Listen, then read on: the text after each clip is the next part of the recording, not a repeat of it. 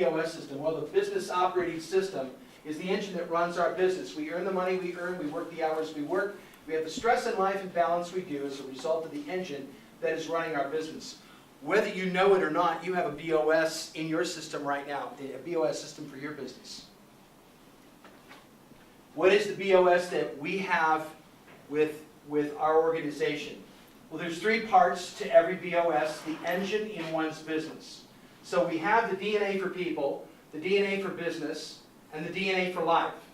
DNA for people, DNA for business, DNA for life. It's on your handout. You have a copy that you can take home with you. Personality Masteries is the DNA of people. It's the life strand of how we're hardwired and how we can change.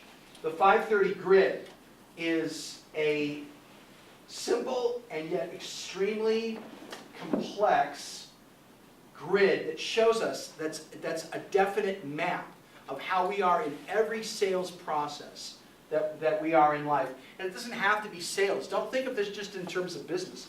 Think of this in terms of marriage. Think of this in terms of ministry. Think of this in terms of friendship. If you're intentional about what you're doing, you have a system. It's not willy-nilly. And the third is the natural laws, which are the DNA for life. There's over 250 natural laws that have been discovered, and more being discovered all the time. They're there. They've been operating for how many years? We're just trying to find a way to discover, to integrate natural laws into the DNA for people, the DNA for business. So, the first part of the DNA of people is personality masteries. And there's 4 types of personalities. There's the analytic, driver, expressive, and amiable. Don't worry about memorizing it right now. Karen's going to come up here in a minute and help us with that. Then we're going to have the 530 grid, which is the DNA for business. Mark Elkins is going to show us these 5 areas: marketing, pre-sales, the sale, servicing, client for life. Once we know who we're talking to, now we know how to take them down that path. The third segment is going to be natural laws, the DNA for life. There's 3 energies, if you will: see, think, and do. That's what the natural laws are about, being able to see, think, and do. So, for the first segment, we're going to have the DNA for people, which is personality masteries. Let's welcome again Karen Carlson. You're welcome. I'm back.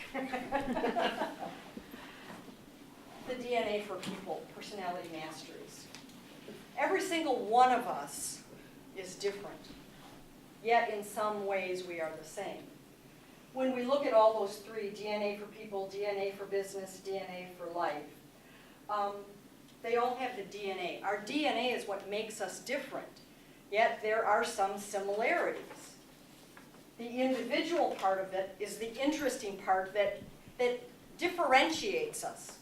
So I'm going to talk a little bit about how we identify personality masteries.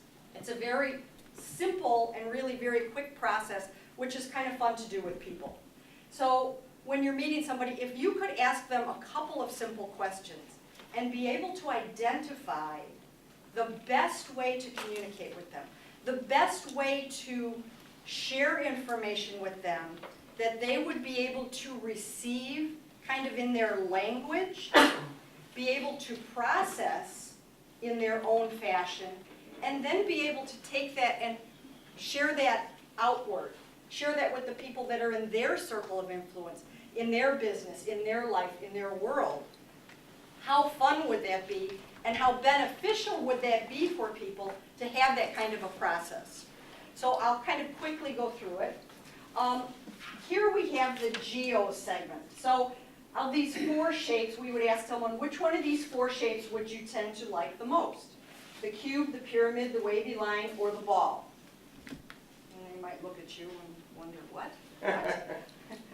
The cube, the pyramid, the wavy line, or the ball.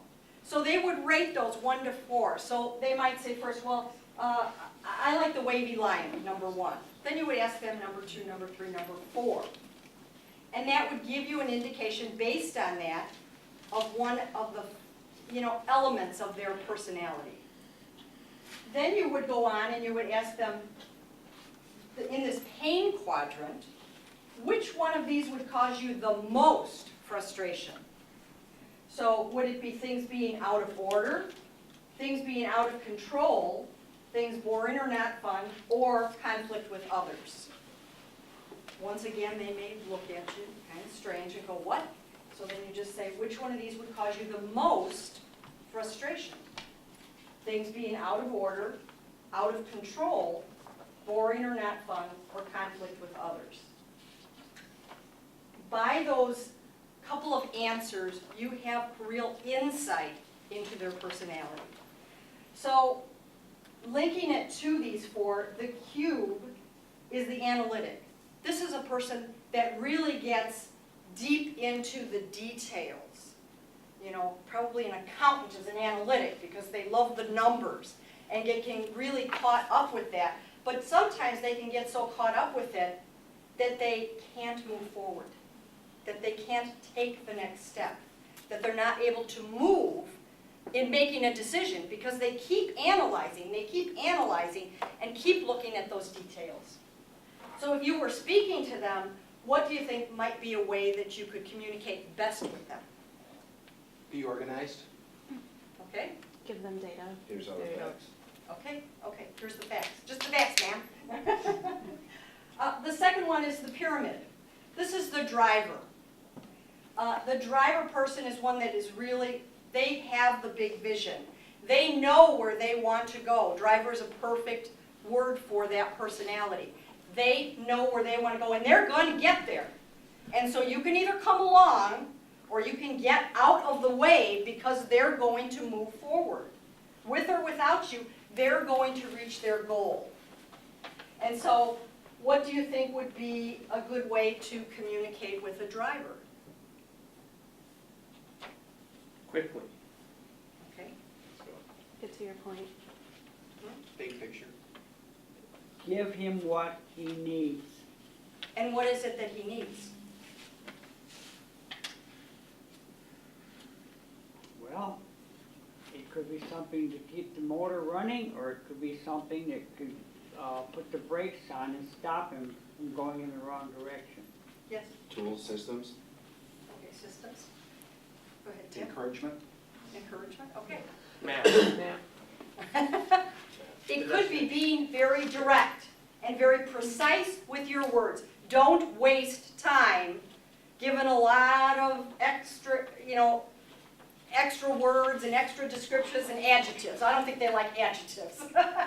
So it's being very precise with what you're communicating.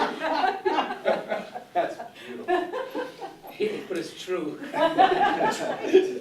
Okay, the third one, the wavy line, is the expressive. This is a person, and it correlates with, on the pain, boring and not fun. These are the people that really, have a lot of interaction with people, really enjoy, connect with people, really do a lot of different things. And in all of these different personality types, the thing that is their strength can also be their weakness. It's sort of like we always say things in moderation, but anything to an extreme can be a positive or a negative if it's misapplied. So when we look at, the expressive being involved in a lot of different things, doing a lot of things, swinging a lot of plates, doing a lot of things, that can be a positive that they do a lot of things, but it can also be a negative in that they don't necessarily always follow through and really complete tasks because they get distracted by something else over here. So that's for the expressive. The circle is the amiable. This is a person that really will avoid conflict at all costs. So conflict with others, it says it right here, conflict with others. They want people to get along and be peaceful and accomplish things and work together and be collaborative and have things run smoothly. And so many times they will step back, they will let others move forward, they will be the one who takes care of things kind of in the silent background. and doesn't necessarily step forward, even if they have something that they are thinking that may be helpful, they may perceive that as, well, somebody would interpret that I'm not happy with what they're doing, that I'm criticizing them. And so they will keep it to themselves and may not bring that out, even though it's a very valuable perspective and opinion and input into the process. So those are, the 4 personality types. It's kind of a brief, synopsis of that. I hope you find that helpful because, as I said, it really is sort of a fun way to interact with people and find out how you can speak their language. If you ask those questions, it starts a conversation. It makes them very curious. Why you ask me those questions? But then when you're able to drive your conversation in that particular quadrant, how effective you can be in, helping them, helping yourself, helping others, and making everyone more successful. So when we tie it back to our topic for today is converting prospects to clients. Communicating in this fashion can help you convert prospects to clients by giving them what they need in the fashion that they best receive it. So thank you very much, and we'll go back to Excellent, good job. Converting more prospects to clients. Last month we did generate more and better leads. Do you see how you can generate more and better leads if you actually know who you're talking to? Right? We'd be able to get more and better leads and be able to convert them faster if we know who we're talking to and we know where their pain is at. That's pretty important. Do you see that? Do you not see that? Yes. Okay. What did you take out of this? What was like one takeaway for you? I'm sorry, give me your first name again. Tim, give me your takeaway, what you think that you learned from just this right now. It sounds very similar to the disc analysis, if you're familiar with that Sure. concept. So that's one thing I took, Yeah, that comparison. right. And, as an architect, I'm trying to figure out personalities so I know what to design for people too. So that's Right, everything. right. Disc is good. This here tells us a lot about who they are primarily, but then the pain quadrant really differentiates what's going to drive them in the negative way too.